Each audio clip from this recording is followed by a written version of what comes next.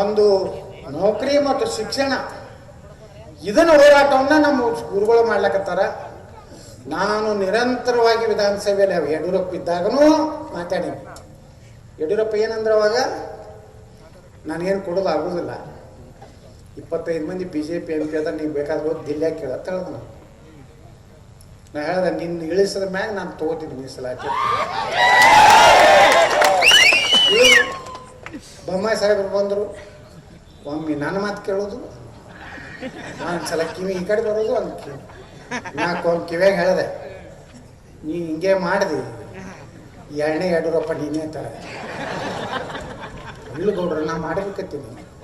ಮ್ಯಾಗಿನವ್ರು permission ಕೊಡಲ್ಲ, ಮ್ಯಾಗಿನವ್ರು ಅದಕ್ಕೆ permission ಬೇಕಂದ್ರೆ ನಾಳೆ ಸಿಕ್ಕಾವಂದ್ರೆ ನಮ್ಮವ್ರು 50,000 ಓಟ್ ಅದ, ಅವರು ಹೇಳ್ತಾರೆ ಮ್ಯಾಗಿನವ್ರ ಪರ್ಮಿಷನ್ ಇದ್ರೆ ಓಟ್ ಹಾಕ್ತಾರೆ.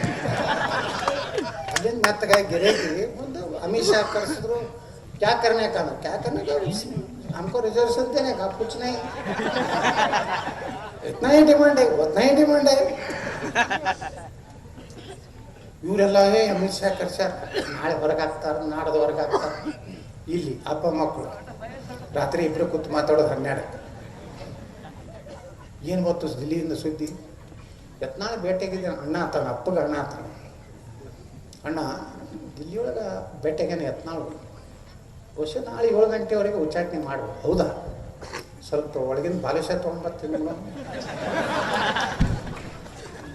ಮುಂಜಾನೆ ಎದ್ದು ಹೊರಗೆ ಬತ್ತು, ಪ್ರಧಾನಮಂತ್ರಿಗಳು ಮಧ್ಯಸ್ಥಿಕೆ ವಹಿಸಿದ್ರು, ಶೋಭಾ ಕರಂದ್ಲಾಜೆ ಮಧ್ಯಸ್ಥಿಕೆ ವಹಿಸಿದ್ರು. ಪ್ರಧಾನಮಂತ್ರಿಗಳು ಹೇಳಿದ್ರು ಕ್ಯಾ ದೇದೇವು,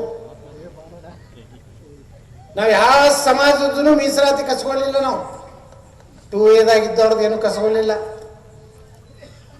ಒಂದು ಸಮಾಜ 3 ಕಡೆ ಮೀಸಲಾತಿ ಲಾಭ ತಗೋತಿದ್ರು, ಅದರನ್ನು ಕಸ್ಕೊಂಡು ನಮ್ಮ ಸಮಾಜಕ್ಕೆ ಒಕ್ಕಲಿಗರಿಗೆ ಕೊಟ್ಟಿವಿ. ನಾವು ಬರೇ ಪಂಚಮಸಾಲ ಅಟ್ಟೆ ತಗೊಲಿಲ್ಲ. ವೀರಶೈವ ಲಿಂಗಾಯತರೊಳಗಿರುವಂಥವ್ರು ಮರಾಠರು, ವೀರಶೈವ ಲಿಂಗಾಯತರು, ಜೈನರು ಎಲ್ಲರಿಗೂ 7% ಕೊಡುವಂಥ ಕೆಲಸ ಯಾವುದಾದ್ರೂ ಸಮಾಜ ಕರ್ನಾಟಕ ಮಾಡಿದ್ರೆ ಅದು ಪಂಚಮಸಾಲಿ ಸಮಾಜ ಅಂತಂದ. ಇದು ಯಾರು ಹೇಳುವುದಿಲ್ಲ. ನಾನು ಹೋರಾಟ ವಿಧಾನಸಭೆಯಲ್ಲಿ ಎಲ್ಲ ಸಮಾಜ ಬಗ್ಗೆ ಮಾತಾಡೀನಿ. ವಾಲ್ಮೀಕಿ ಸಮಾಜ MLA ಮಾತಾಡಿರಲಿಲ್ಲ. ನಾನೇ ಸುರ್ಪುರ ನಮ್ಮ ರಾಜುಗೌಡ ಹೇಳಿದೆ, ಎದ್ ನಿಂದ್ರು ಮಾರೆ, ನಾ ಮಾತಾಡ್ತೀನಿ, ಎದ್ ನಿಂದ್ರು ಏನಾಯ್ತಣ್ಣ, ಏನಾಗ್ತದೆ ಚುಡಾಡಿ ಎದ್ ನಿಂದ್ರಲ್ಲಿ ವಾಲ್ಮೀಕಿ ಸಮಾಜ 7% ಕೊಡೋ. ಅವ ಹೌದು ಅಧ್ಯಕ್ಷರೇ, ನಮಗೂ ಬೇಕು. ನಮ್ಮ SC ಸಮಾಜದ್ದು ಎಲ್ಲ ನಮ್ಮ ಸಲುವಾಗಿ ಮೀಸಲಾತಿ ಅವ್ರಿಗೆ ಹೆಚ್ಚು ಮಾಡ್ಬೇಕಾಯ್ತು, ಅವ್ರು ಯಾರು ಮೈ ಮ್ಯಾಗ ಬಿಡ್ಬಾರ್ದಂತೇಳಿ ನೋಡ್ರಿ. ಅಷ್ಟು ಎಲ್ಲ ಮಂದಿ ಕೊಟ್ಟು ನಾವು ಕೇಳಕತ್ತಿ ತಪ್ಪೇನ್ರಿ? ನಾವು ಹೋರಾಟ ಮಾಡ್ತೀವಿ, ಬಡದಾಡಿವಿ. ಮುಂದೆ 2D ನೋಟಿಫಿಕೇಶನ್ ಜಾರಿ ಮಾಡಿ ಗುರುಗಳು ಕೊಟ್ಟಿವಿ. ಅಟ್ರ ಚುನಾವಣಾ ನೀತಿ ಸಂಹಿತೆ ಹೊತ್ತು ಒಬ್ಬರನ್ನ ಯಾರನ್ನೋ ಸುಪ್ರೀಂ ಕೋರ್ಟ್ನಾಗ ಒಂದು ಕೇಸ್ ಹಾಕ್ಸ್ಯಾರ. ಮಾನ್ಯ ಸಿದ್ದರಾಮಯ್ಯನವರು ಅವ್ರಿಗೂ ಇವ್ರನ್ನ ಮಾತಾಡ್ಸಲಾಗಿದೆ.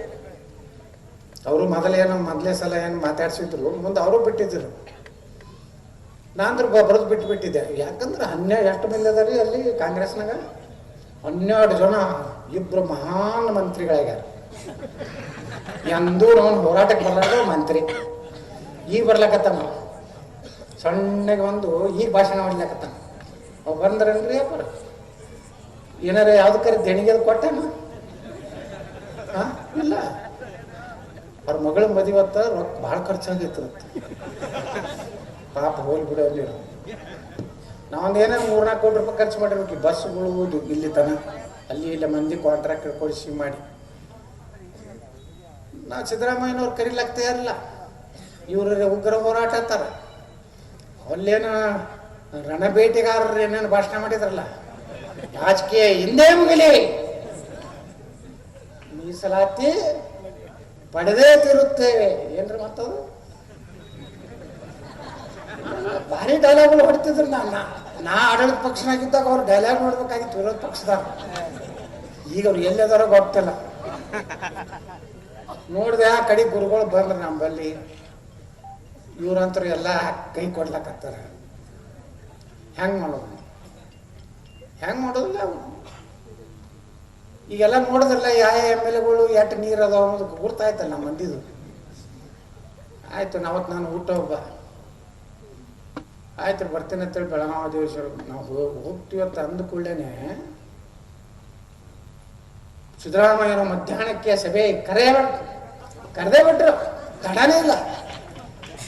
ಒಟ್ಟೆ ಸಿದ್ದರಾಮಯ್ಯ ಎಲ್ಲಿದು ನನ್ನ ಮುಂದೆ ಆಯ್ತಲ್ಲ ಲಕ್ಷ್ಮೀ ಹೆಬ್ಬಾಳ್ಕರು ವಿನಯ್ ಕುಲಕರ್ಣಿ ಹೋಗಿ ಅಲ್ಲಿ ಕಿವಿಗೆ ಹೇಳಕ್ಕೆ ಅಧಿವೇಶನ ನಾನೇ ಎದುರಿಗೆ ಕೊಡ್ರಿ, ಯಾಕಂದ್ರೆ ಸಿದ್ದರಾಮಯ್ಯ ನಮ್ದು ಡೈರೆಕ್ಟ್ ಐತೆ. ನಮ್ಮಿಬ್ಬರೇ ಮಾತನಾಡ್ತಾ ಉಳ್ಕಿದ ಅಶೋಕ ಯಾರನ್ನೂ ಕೇಳಿದ್ರ. ಮಿಸ್ಟರ್ ಯತ್ನಾಳ್ ಸಿದ್ದರಾಮಯ್ಯನವರೇ ನಮ್ದು ಇಬ್ರು ನಡೆದಿರ್ತಾರೆ ನೋಡಿದ್ರಲ್ಲ ಮೊನ್ನೆ ಇಬ್ಬರದೇ ಸವಾಲ್ ಜವಾಬ್, ಮತ್ತೆ ಯಾರ್ದೇನು ಕೆಲಸ ಇಲ್ಲ. ವಿರೋಧ ಪಕ್ಷ ಅಂದ್ರೆ ನಾನು, ಮುಖ್ಯಮಂತ್ರಿ ಅಂದ್ರೆ ಅವ್ರು, ಉಳ್ಕಿದವ್ರು ನಮ್ಮವರೆಲ್ಲ ಹೆಂಗ್ ಅವ್ರು ಕೇಳ್ತಾರೆ ಸಿದ್ದರಾಮಯ್ಯ ಮ್ಯಾಕ್ ಪ್ರೀತಿ ಐತೋ ಏನೈತೋ. ನಾವು ಹೇಳಿದ್ವಿ ಸಿದ್ದರಾಮಯ್ಯನವ್ರು ಮತ್ತೆ ಅವ್ರು ನಾನು ಹೇಳಿದ 10 kg ಅಕ್ಕಿ ಎಲ್ಲಿ ಕೊಟ್ರಿ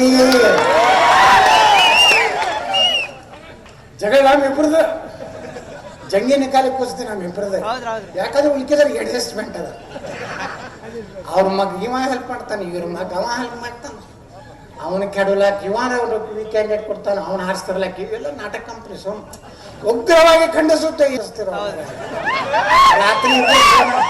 ರಾತ್ರಿ ಎಲ್ಲ ಫೋನ್ನಾಗ ಮಾತಾಡಿ ನಾಳೆ ಏನು ಮಾಡೋದ್ರಿ ಅಟ್ಟಕ್ಕೆ ಬಿಡೋದು. ಆಯ್ತು ಬರ್ತಾರೆ ಸದನಕ್ಕೆ, ಉಗ್ರವಾಗಿ ಖಂಡಿಸ್ತೀವಿ ಅಂತಾರ. ಉಗ್ರ ಆಗಿದ್ರೆ ಹೆಂಗೆ ಖಂಡಿಸೋದೇನು ಅದನ್ನ ಇದು ಬಿಡ್ತಾರೆ. ನಾ ಹೇಳ್ದಾಗ ಎಲ್ಲ ನಾಟಕ ಕಂಪ್ನಿ ಬಿಡ್ರಿ, ಉತ್ತರ ಕರ್ನಾಟಕ ಚರ್ಚೆ ಮಾಡ್ರಿ, ಧರಣಿ ಕೊಂಡಿರ್ತಾನೆ, ಧರಣಿ ಕೊಂಡಿರ್ತೀನಿ ಕೊಂಡ್ರೆ ನಾ ಅಂತರು ಮಾತಾಡೋ ನಾನು ಅಲ್ಲಿಂದ ಎಲ್ಲ ಸುಮ್ಕೊತಿಲ್ಲ. ಯತ್ನಾಳು ಉತ್ತರ ಕರ್ನಾಟಕ ಹೇಳ್ತಾರೆ, ಅನಿವಾರ್ಯವಾಗಿ ನಾವು ನಮ್ಮ ಇವರು ಅದೇ ಬೇಕಾಗಿತ್ತು. ನಾವು ಸಿದ್ದರಾಮಯ್ಯವ್ರು ಕರೆದ್ರು ಸಭೆ, ನಾ ಗೌರವ ಕೊಟ್ಟಿವಿ, ಯಾಕಂದ್ರೆ 6 ತಿಂಗಳಾಯ್ತು ಅವ್ರು ಬಂದು. ನಾ ಅಪ್ಪವ್ರಿಗೆ ಹೇಳಿದೆ ಇಲ್ಲ ಒಂದು ವಾರ ಟೈಮ್ ಬಿಡ್ತಾರೆ ಕೊಡು ಸುಮ್ಮನೆ. ಏನು ಅವ್ರ ಹಿಂದಕ್ಕೆ ಅವರು ಕಾಂಗ್ರೆಸ್ನವ್ರು ಅವ್ರು ಏನಂತಿದ್ರು, ಸಾಧ್ಯ ಇಲ್ಲ ಜಿಗಿದಾಡ್ತಿದ್ರು. ನಾ ಹಂಗೆ ಅಂದರೆ ನಾನು ಒಂದು ರಾಜಕೀಯವಾಗಿ ಸಿದ್ದರಾಮಯ್ಯನವ್ರು ಒಂದು ವಾರ ಆಯ್ತು ಮುಂದೆ ಹೊರಗಡೆ ಹೋದ್ಮ್ಯಾಗ ಹೇಳಿದ್ರತ್ರ ಒಬ್ರು ಮುಂದೆ ಅವ ಯತ್ನಾಳು ಏನೂ ಮಾತಾಡಲಿಲ್ಲ, ಸುಮ್ಮನೆ ಕೂತಿದ್ದಲ್ಲ. ಹಿಂಗ್ಯಾಕತ್ತ ಅವು ಯಾವಾಗ ಏನು ಮಾತಾಡ್ತಾನೆ ಗೊತ್ತಾಗೋದು ಸರ್, ಯಾವಾಗ ಎಲ್ಲಿ ಬಾಂಬ್ ಹಾಕ್ತಾನೋ ಗೊತ್ತಿಲ್ಲ, ಯಾವಾಗ ಏನು ಮಾತಾಡಿದ್ವಿ. ಅಲ್ಲಿಂದ ಆಯ್ತಪ್ಪ ಅಂತ ಹೇಳಿ ಬಂದೀವಿ. ಅಪ್ಪವ್ರಿಗೆ ಹೇಳಿದೆ ವಿಧಾನಸೌಧ ಮಿತಿಗೆ ಅದು ಹಾಕೋದು ಬೇಡ, ಹಳೆ ಪೊಲೀಸರಿಗೆ ಅವ್ರಿಗೆ ತೊಂದರೆ. ಪಾಪ ನಮ್ಮ ಏನೋ ಒಂದು ಫೇಲ್ಯೂರ್ ಆಯ್ತಂದ್ರೆ ಅವ್ರ ಮ್ಯಾಗ ಅವ್ರ ಕ್ರಮನವರು ಹೋದ ಸಲ ದೊಡ್ಡ ಒಂದು ಹತ್ಯಾಕಾಂಡ ಆಗ್ತಿತ್ತು ವಿಧಾನಸೌಧ ಮುಂದೆ. ಸುಮಾರು ಒಂದು 2-3 ಲಕ್ಷ ಜನ ಸೇರಿದ್ರು ಅವತ್ತು. ಇಷ್ಟು ಲಕ್ಷ ಜನ ಸೇರಿತ್ತು ಬೆಳಗಾವಿ ಒಳಗೆ. ನಾವು ಏನಾರೇ ನಡಿ ವಿಧಾನಸೌಧ ಅಂದಿದ್ರೆ ಪೊಲೀಸರಿಗೂ ಕಂಟ್ರೋಲ್ ಆಗ್ತಿದ್ದಿಲ್ಲ. 10 ಲಕ್ಷ ಮಂದಿನ ಎಲ್ಲಿ ಕಂಟ್ರೋಲ್ ಮಾಡ್ತಾರ? ಭಾಳ 1,000 ಪೊಲೀಸರು 2,000 ಪೊಲೀಸರು ಇರ್ತಾರೆ. ಯಾಕಂದ್ರೆ ಬೆಳಗಾವಿಂದ ಬೆಂಗಳೂರಿನಾಗ ನೋಡಿದೆಲ್ಲ ಪ್ಯಾಲೇಸ್ ಗ್ರೌಂಡ್ನಾಗ ಅನ್ಕಂಟ್ರೋಲ್ ಆಯ್ತು. ಒಂದಿಷ್ಟು ಮಂದಿಗೆ ನಾನೇ ಹೊಡೆದೆ. ಬೇಗದಲ್ಲಿ ಕೆಲವು ಮಂದಿ ಉಪಾಧ್ಯಾಯಗಳು ಸೇರಿರ್ತಾರೆ ಕೆಡಿಸ್ಬೇಕಂತೇಳಿ ಕಳಿಸಿರ್ತಾರ, ಅವ್ರನ್ನ ರೊಕ್ಕ ಕೊಟ್ಟು ದಾರ ಕುಡಿಸಿ. ಅಂದ್ರೆ ಹೋರಾಟ ಫೇಲ್ ಆಗ್ಬೇಕು. ಬೆಂಗಳೂರು ಪ್ಯಾಲೇಸ್ ಗ್ರೌಂಡ್ನಾಗ ನಮ್ಮ ಪರ್ಮಿಷನ್ ಕೊಡಬಾರ್ದು ಅಂತೇಳಿ ಪ್ಲ್ಯಾನ್ ಮಾಡಿದ್ರು.